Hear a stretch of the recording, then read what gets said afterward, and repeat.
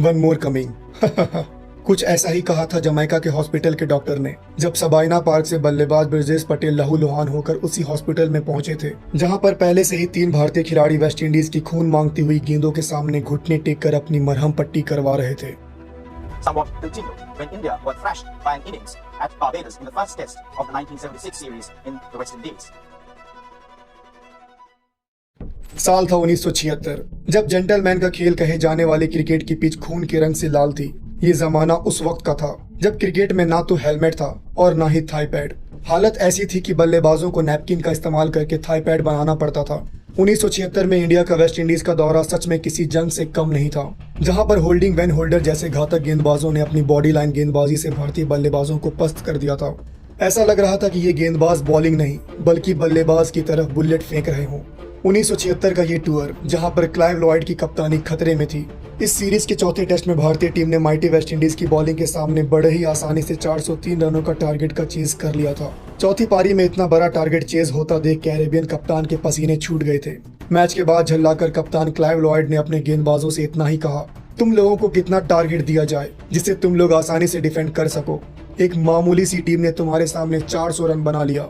सच में वेस्टइंडीज की टीम के सामने पहाड़ जैसे रनों को चेज करना वाकई में उस वक्त किसी अजूबे की तरह था। किसी ने सपने में भी नहीं सोचा था कि इंडिया जैसी टीम वेस्टइंडीज को उन्हीं के घर में उन्हीं के लोगों के सामने उन्हीं के गेंदबाजों को बुरी तरह से धोएगी।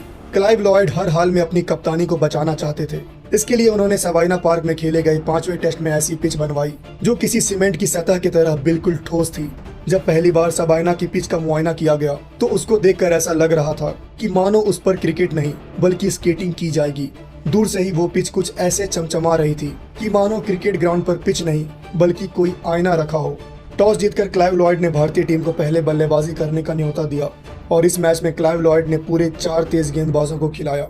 यानी प्लान साफ था कि लॉयड भारतीय बल्लेबाजों को जमने का मौका नहीं देंगे, लेकिन हुआ इसका उल्टा। लिटिल मास्टर सुनील गावस्कर और अंशुमन गायकवाड़ की सलामी जोड़ी ने बिना लंच तक विकेट खोए 60 रन बना लिए थे। स्कोर बोर्ड पर बिना विकेट खोए रन टंगा देख क्लाइव लॉयड के सख्त चेहरे पर 12 बज गए थे।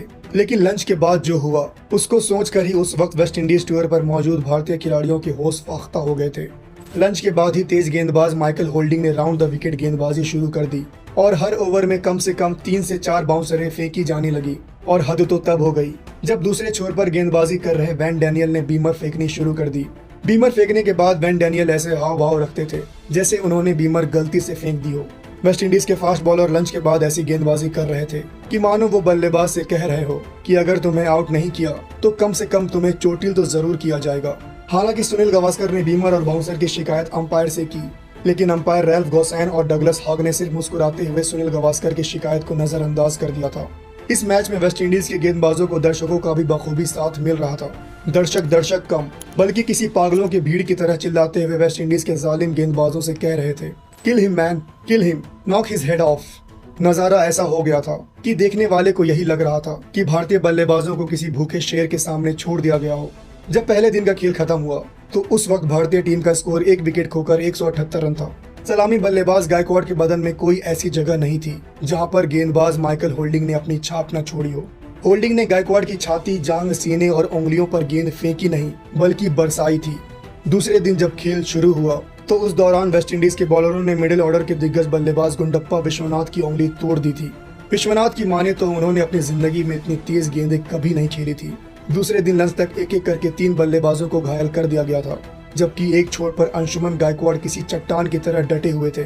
गायकवाड़ को पसलियों में इतनी जोर से गेंद लगी कि उनका चलना दूभर हो गया था, लेकिन फिर भी वो क्रीज पर डटे रहे। हालत ये हो गई थी कि एक भी बल्लेबाज के फिट न होने की वजह से उस वक्त कप्तान बिशन सिंह बेदी ने 6 विकेट गिरने पर ही अपनी पारी को डिक्लेयर कर दिया था। नौबत यहाँ तक आ गई थी कि बल्लेबाज वेंकट राघवन ने तो सबाइना पार्क में ड्यूटी दे रहे पुलिसमैन से हेलमेट मांगकर बैटिंग करने का मन बना लिया था।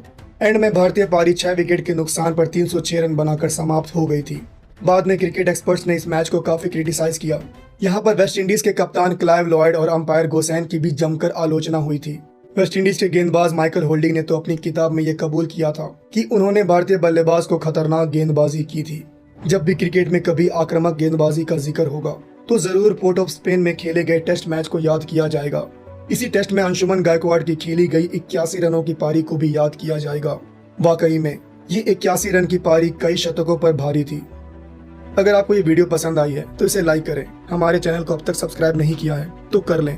मिलते हैं अगले वीडियो में, तब तक के लिए ख्याल रखें अपना और अपनों का।